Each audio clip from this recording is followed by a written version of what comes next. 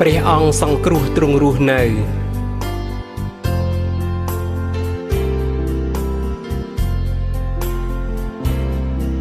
ព្រះអង្គសង្គ្រោះទ្រង់រស់នៅទ្រង់មានព្រះជន្មសមថ្ងៃខ្ញុំដឹងប្រកាសថាទ្រង់រួងទោះបើមនុស្សបានសង្ស័យព្រោះទ្រង់បានជួយសង្គ្រោះខ្ញុំហើយរួញពីអង្គទាំងបាបហើយទ្រង់គង់នៅក្នុងចិនខ្ញុំដែររៀងរៀម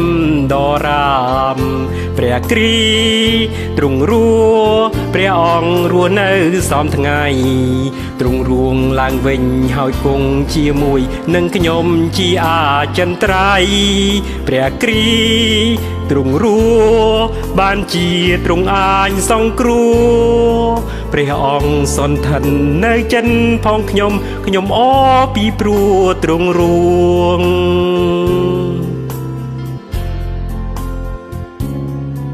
ព្រះយេស៊ូវឈ្នះសេចក្តីស្លាប់អង្គទ្រង់មិនពងរលួយទ្រង់រស់ឡើងវិញជាប្រាកដគឺជាព្រះពិតតែមួយកាលណាខ្ញុំមានសេចក្តីល្បងនោះខ្ញុំអំពាវព្រះអង្គហើយទ្រង់សំដែងព្រះបារមីជួយដោយស្មោះត្រង់ព្រះគ្រី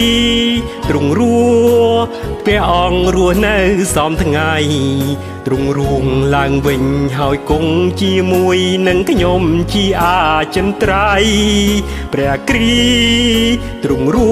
ស់បានជាទ្រង់អាចសង្គ្រោះព្រះអង្គសន្ធិននៅចិនផងខ្ញុំអរពីព្រោះទ្រង់រួង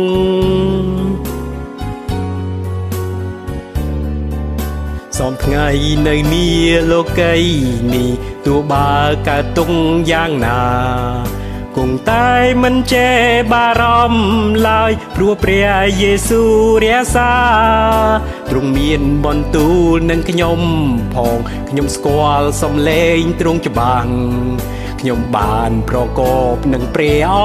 ង្គចិនខ្ញុំអូនណាស់ព្រះគ្រីទ្រង់រស់ព្រះអង្គរស់នៅសមថ្ងៃ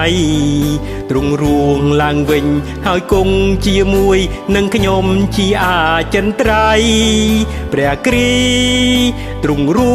ស់បានជាទ្រង់អាចសង្គ្រោះព្រះអង្គសន្ធិននៅចិនផងខ្ញុំអរពីព្រោះទ្រង់រួង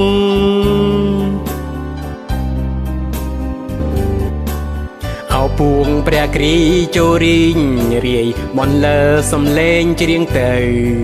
ពីទីសង្ឃឹមនៃនាងជឿជាទីសម្រាមជ្រកនៅចូលពោលពាក្យហាឡេលូយ៉ាថ្វាយព្រះយេស៊ូវជាស្ដេចអិនមានអ្នកណាស្រឡាញ់ដូចទ្រង់ប្រជាស្រឡាញ់ព្រះគ្រីទ្រង់រស់ព្រះអង្គរស់នៅសមថ្ងៃទ្រង់រួងឡើងវិញហើយគង់ជាមួយនឹងខ្ញុំជាអចិន្ត្រៃយ៍ព្រះគ្រីទ្រង់រ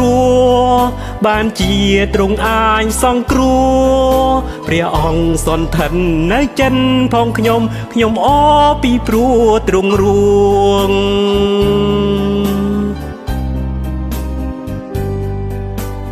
សូមអរគុណ